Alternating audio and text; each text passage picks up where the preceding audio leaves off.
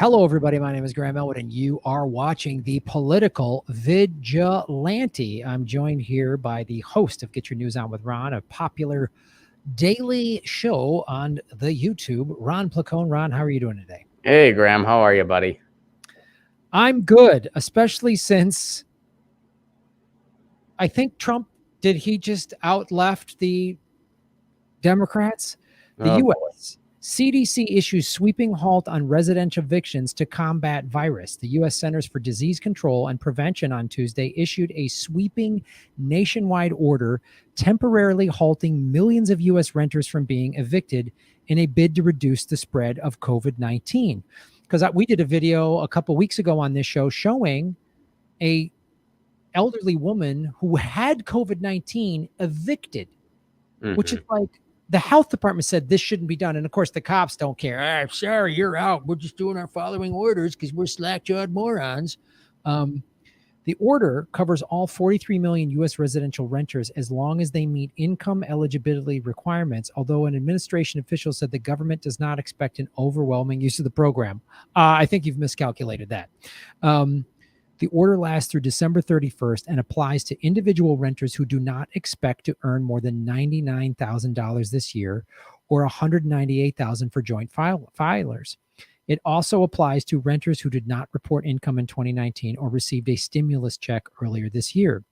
The National Apartment Association said the CDC order risked further harm to the economy and would amplify the housing affordability crisis and destroy the rental housing industry. Without payments, owners face a financial crisis of their own, it said. Renters must file sworn declarations warning evictions would leave them homeless or force them into a shared living setting and attest they have done all they can to get government assistance for rent or housing. The administration warned renters would be prosecuted, go to jail, or pay fine if they lie in declarations. An administration official told reporters the order was not an invitation to stop paying rent and said renters should pay a portion of rent if possible. Renters still owe accrued rent and face penalties for failure to pay. U.S. Treasury Secretary Steve Mnuchin, good friend of the show, stole my house. He's great. Great guy. Always, he's got his fingers on the pulse. Doesn't want people to take too much unemployment, even though he's legally stolen millions of dollars, billions, if not from the American people. He's good. Mnuchin told the House of Representatives panel, which is probably a bunch of sellout Democrat morons, earlier the measure was to ensure people don't get thrown out of their rental homes. In July, a firm estimated... I like how he calls it a rental home. That's just how disconnected he is from regular people. Oh, this is a rental home. You rent. The way that works, it's like each month you pay some money and then you can live in a place. But like you have a home too, even though you don't own a mansion like regular people do. You don't have a mansion, but you have a place. Sometimes it can be as little as one bedroom, really, for some people, and that's something. Yeah. But every month you pay some money on the first, and then you get to stay there again. And yeah, I mean, there's people that they live that way. That's what they do. Yeah, wow. Some people do that. Some people do that. Yes, I mean, it's some sort of rental house that people congregate in a rental house. I mean. Yeah, it's weird, man. I mean, I don't know how many people actually do it. I mean, I was talking to my buddy Don Jr., and I mean, he told me like 82% of all Americans earn more than $400,000 a year. So I'm pretty sure there aren't many people that do it. But yeah, some people, they do it. They like rent in places like, like cities or whatever. And it's not actually their property, but they get to live there. Yeah, as long as they pay their rent. That's what it's called even. And you get to live in a place. Yeah, it's weird. I've never heard of such a thing. Now, granted, I've been busy helping Elon Musk coup for battery materials down in Bolivia, so I've been a little busy, but this sounds weird, but I guess in July, a firm estimated more than $21.5 billion in past due rent is owed by Americans. Jesus. Unemployment surged to levels unseen since the aftermath of the 30s Great Depression. A patchwork of federal, state, and local eviction bans has kept renters who could not make payments in homes.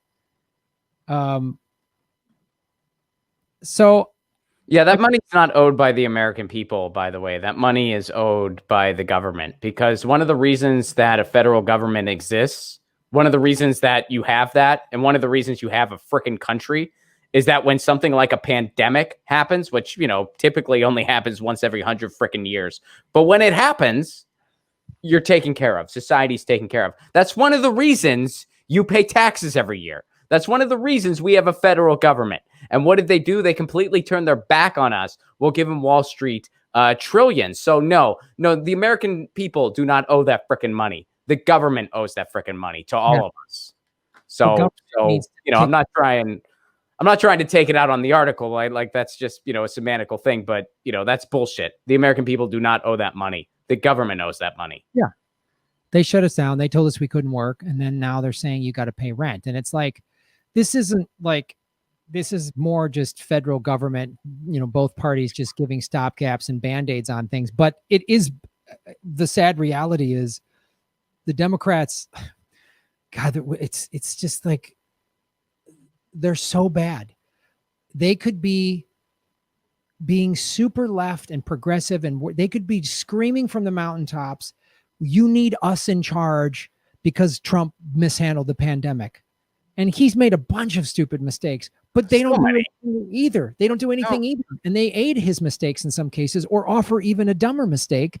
And they ripped us. I mean, they were so bad at the negotiating table.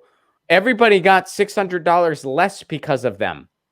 We knew they were going to flop a long-term agreement. Everybody knew that, but it's like, at least you take the short-term bluff from Steve Mnuchin. You get the extra 600 he was pledging, and then you hold his feet to the fire to say, if we don't have a long-term, you're going to keep extending it. So you either meet us on a long-term now, or we're going to keep extending this thing. That's what they could have done. They didn't. Instead, they took their ball and went home, saying, no, we're not meeting you for the short term. So we have to do a long-term now. And they said, well, screw you. We're not doing a long-term. And by the way, when I called it that way, when I said it was going to work that way, there were other people who actually defended it. And they're like, no. They have a better chance for a long-term plan this way. They're not going to screw. They screwed it up again. They didn't do it. Just like we said they wouldn't. So you got even less. You got even less. You got $600 less because of how grossly incompetent they are. And that's how we all called that it was going to happen. And these people who, I mean, they are like Lucy with the football to the nth degree, who still thought, no, it's smart. They're actually being strategic here. They usually screw up, but this is, no, this is right what they're doing. No, they're going to fuck this up, and then we're going to get even less. Sure enough, that's what happened. They hate Trump so badly. They have lost their critical thinking skills, and they just can't they just want to believe that the Democrats are just playing three-dimensional chess with Trump. And it's like, no, they're awful. They're awful. And they can't even play checkers because their donors won't let them. So they're not playing any type of chess. So they can't even figure out checkers. Stuff like this is why Trump could very easily win this election, because rather than the Democrats hammering Trump on all of the things that have made Americans' lives more difficult and more costly, all of the things, his tax break, his trade tariff war with China that's hurting farmers. They should be like, hey, farmers, Trump, he said he was going to help you. He's not. The $1.5 trillion tax break, the not having a pandemic response team. They could just be just hammering him, just showing he is so ineffective. He didn't even hold up his promises. He's bombing countries. He said he was going to pull out. They won't even do, all they can say is Trump bad ethics. Like to listen to Obama, who's let 85,000 kids die in Yemen, lecture me on morality, is like, they got nothing. And now this CDC thing, this looks like Trump just passed a law to help keep people in their homes. That's what it looks like, which when it comes down to it, they're going to go, who's helping me in this crisis? Yeah. Who's helping me? Well, not just that, but when you are in a severe moment, I mean, you look at something like 2004, everyone knew that Bush was doing a horrible job with the quote unquote war on terror. Everybody was like, why are we in Iraq? But they didn't think John Kerry was going to be any better. John Kerry just seemed weak and he had no ideas.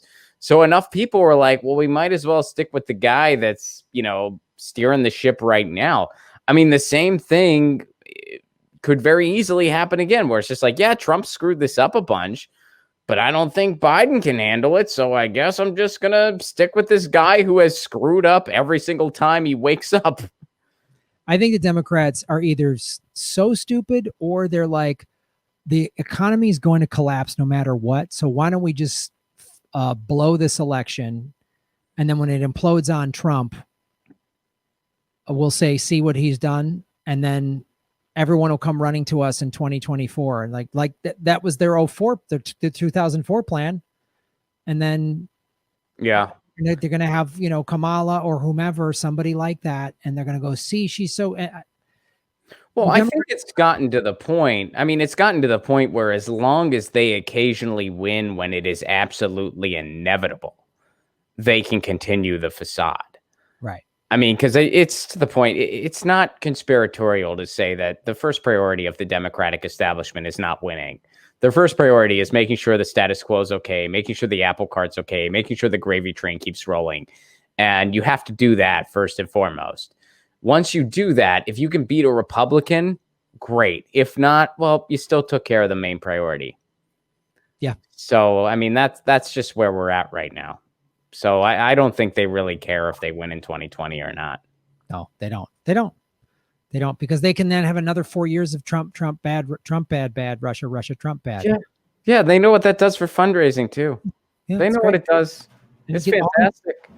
All these dipshit millionaire Hollywood neoliberals will gladly keep giving them, all these idiots that shame us on social media because they're too dumb to acknowledge the crimes of the Democratic Party. They're in the same amount of denial as the All Lives Matter people who say, oh, there's no systemic racism, just a few bad apples. They say that same shit about the Democratic Party and they refuse to acknowledge it. And they think because, they have an Obama sticker on their Tesla or whatever, that they're somehow woke. And I blame comic books. And this is coming from a guy who loves comic books and even writes a comic about his cat. But I blame comic books because, due to that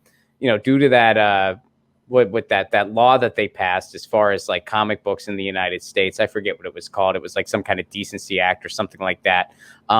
Everybody's raised on this idea that there's a good guy and a bad guy. There's always a good guy and a bad guy. And if the Republicans are bad guys, well, the Democrats must be the good guys. If Trump's the bad guy, well, then Adam Schiff and the intelligence agencies must be the good guys. And when you have the message of, hey, I got some really shitty news, sometimes life's not a comic book. There are no good guys sometimes. Sometimes they're both bad guys. And you need to find a real solution because you just got bad guys on your left and bad guys on your right. And there's just bad guys involved in a scenario. And that's not a popular message. Yeah. But it's the truth. And they don't want to acknowledge that, because if they acknowledge that their team is bad, then that's an admission that I must be bad because they have the logic and critical thinking of a rat. So that's how dumb this country is. Both sides equally stupid. Hit the like button, ladies and gentlemen, and support us on patreon.com/Graham Elwood or rockfin.com/Graham Elwood, blockchain cryptocurrency platform. Hey everyone, great ways to support the show are go to patreon.com/Graham Elwood, where you get bonus content for as little as $2 a month, or rockfin.com/Graham Elwood, a blockchain cryptocurrency platform. That's the future. Also, GrahamElwood.com, where all my merchandise is on sale and ships exclusively with the United States Post Office. Like my Vigilante Volume 2, The Dark Knight. We only made 50 of them. They're going fast. Go to GrahamElwood.com to support the show. I'm on Venmo and PayPal, P.O. Box, all of that, GrahamElwood.com.